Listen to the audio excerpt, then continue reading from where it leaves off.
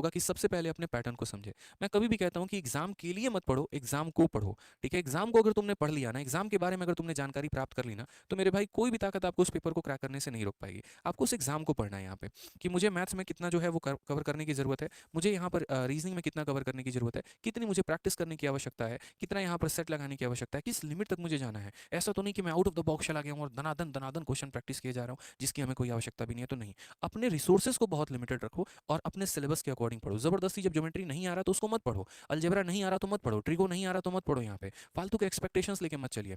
Permutation combination set theory यहाँ पर उतनी ज़्यादा उसकी वेटेज नहीं है, तो इसलिए बहुत ज़्यादा उसमें घुसने की आवश्यकता नहीं है। जो पहले टॉपिक यहाँ पर आपका है पेपर में जिनकी ज़्यादा वेटेज है, उन पर हमने कन्फर्मेशन ज़्यादा रखी है। नेक्स्ट पॉइंट, पिछले वर्षों के प्रश्नों का विश्लेषण, यानी लास्ट ईयर जो प्रीवियस ईयर के क्वेश्चन होते हैं उन पर तो अपनी पूरी 100% कमांड रखिए।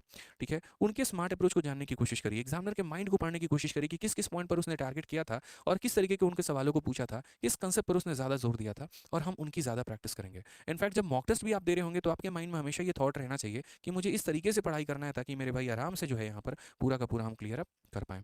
तीसरा पॉइंट यहाँ पर परीक्षा के स्तर को समझें कि आपका एग्जामिनर आपसे क्या चाहता है। क्या वो ये चाहता है कि भैया तुम यहाँ पर बहुत बड़े टॉपर हो, बहुत बड़े ज्ञानी हो? नहीं, बिल्कुल भी नहीं। जीएस में जैसे बहुत अथा जाने की जरूरत नहीं है, हिंदी में बहुत ज़्यादा एक्सपेंशन करने की जरूरत नहीं है। जितना पढ़ा है उसको कंसाइज रखिए और मल्टीपल रिवीजन उसका करते रहिए। कोई भी परीक्षा आपके मल्टीपल रिवीजन के आधार पर निकलता है ना, कि बहुत ज़्यादा पढ़ने पे। पता चले इतना करंट अफेयर पढ़ लिया लास्ट टाइम में हम कंफ्यूज हैं ऑप्शन नंबर बी है कि सी है, तो पढ़ना वो किसी काम का नहीं है। असली पढ़ाई मेरे भाई वो होती है जहाँ पर आप कंठस्थ होते हैं, फिक्स होते हैं कि इसका आंसर तो मेरे भाई यही होगा।